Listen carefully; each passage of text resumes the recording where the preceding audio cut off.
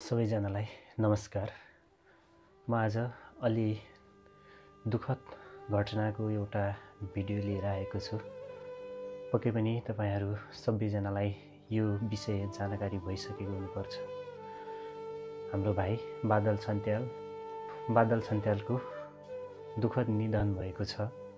जापानमा सुनौलो भविष्य खोजेर जापान आएको थियो, तर 21 वर्षको कलिलो उमेरमै दुःखद निधन हुन पुग्यो।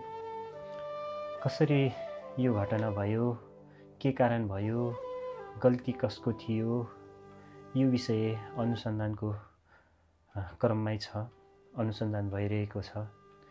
विभिन्न पत्रपत्रिका न्युजहरूले छापिसकेको छ यो केटीले नै गरेको घटना हो भनेर भनिसकेको छ र कतिपय मानिसहरूले भाइलाई पनि दोष देखाएको छ, भाइको पनि गल्ती भनिरहेको छ। यी सबै विषयहरू अब अनुसन्धानपछि नै थाहा हुनेछ। सबै विषयहरू अनुसन्धानपछि नै खुल्नेछ। भोलि बल्ल पोस्टमार्टम हुँदैछ, हामी भोलि जाँदैछौँ। त्यसपछि के हुन्छ सबै बल्ल बाहिर आउला। अनेक किसिमका चर्चाहरू भइरहेका छन्। अहिलेलाई यी धेरै चर्चाहरू, यस्ता चर्चाहरू यहीँ थाती राखौँ। अहिले मेन भनेको बित्ने मान्छे बितेर गइसक्यो र अब त्यो पार्थिव शरीरलाई हामीले कसरी व्यवस्थापन गर्ने भन्ने बारेमा हामीलाई एकदम धेरै चिन्ता परेको छ।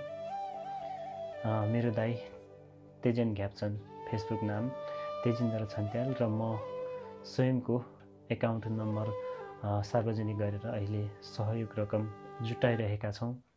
विदेशबाट पनि र जापानभित्रबाट पनि हामीलाई सहयोग रकम आउने क्रम जारी छ। लगभग अब लास चाहिँ जसरी पनि नेपाल पुर्याउने हाम्रो पारिवारिक सल्लाह अनुसार लगभग अब खर्च पनि 15 देखि 17 लाख लाग्ने रहेछ। यो खर्च जुटाउनको लागि हामी लागि परेका छौँ। तपाईहरू जापानमा हुनुहुन्छ, जापान बाहिर हुनुहुन्छ, जहाँ हुनुहुन्छ सकेको सहयोग गर्नुहुनेछ भन्ने आशा गरेको छु। हामीलाई मन त थिएन यसरी सहयोग माग्ने, सहयोगको हात जोड्ने मन त थिएन, तर अचानक दैवको लीला, दैवको लेखा, भाइको भाग्य, हाम्रो भाग्य लेखेको यति रहेछ, यस्तै भइदियो, नसोचेको भइदियो।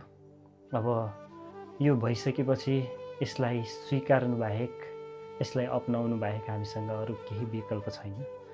त्यसकारण अब हामी तपाईहरू सबै समक्ष हात जोडेर सहयोग मागेर यो पार्थिव शरीरलाई जसरी हुन्छ नेपालसम्म पुर्याएर आमाले एकचोटि छोराको मुख हेर्नेसम्म बनाएर यसलाई व्यवस्थापन गर्ने हाम्रो मुख्य जिम्मेवारी रहेको छ। अहिले हाम्रो काँधमा यो जिम्मेवारी आइपरेको छ।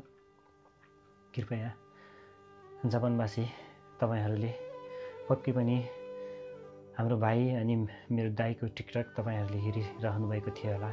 फुर्ती लाउँछस् नामक टिकटक एकाउन्टबाट जापानिज भाषामा, नेपाली भाषामा हँसिलो रमाइलो भिडियोहरू तपाईहरू समक्ष पस्किरहेको थियो। मात्र 3 दिन अगाडि पनि भिडियो अपलोड भएको थियो फुर्ती लाउँछस् टिकटक एकाउन्टबाट। अब त्यो टिकटक एकाउन्टमा हाम्रो भाइ बादल छन्त्याल कहिले पनि आउँदैन, कहिले पनि आउँदैन। त्यसकारण कृपया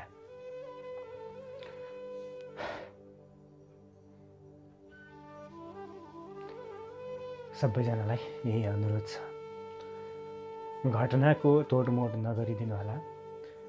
जे छ त्यही सम्प्रेषण गरिदिनु होला र सहयोग रकम जसले जहाँबाट सङ्कलन गर्दै हुनुहुन्छ यो सहयोग रकम ठिक ठाउँमा पुग्नको लागि, ठिक ठाउँमा पुर्याउनको लागि सम्बन्धित मान्छेलाई कसरी हुन्छ भेटेर सम्पर्क गरेर यो सहयोग रकम हस्तान्तरण गरिदिनु होला। मलाई पनि सम्पर्क गर्न सक्नुहुनेछ तपाईहरूले। र मेरो दाइ तेजिन्द्र छन्त्याललाई तपाईँहरूले सम्पर्क गर्न सक्नुहुनेछ सहयोग रकम हस्तान्तरणको लागि। कृपया यो रकम सङ्कलनमा दायाँ बायाँ केही नगरिदिनु होला, यो मेरो विनम्र अनुरोध रहेको छ। जापानमा हुने सङ्घ संस्थाहरूले पनि सहयोग गर्नुहुनेछ भन्ने आशा राख्दै हाम्रो भाइले पक्कै पनि न्याय पाउनेछ, यही आशा राख्दै अहिलेलाई बिदा हुन्छु। नमस्कार।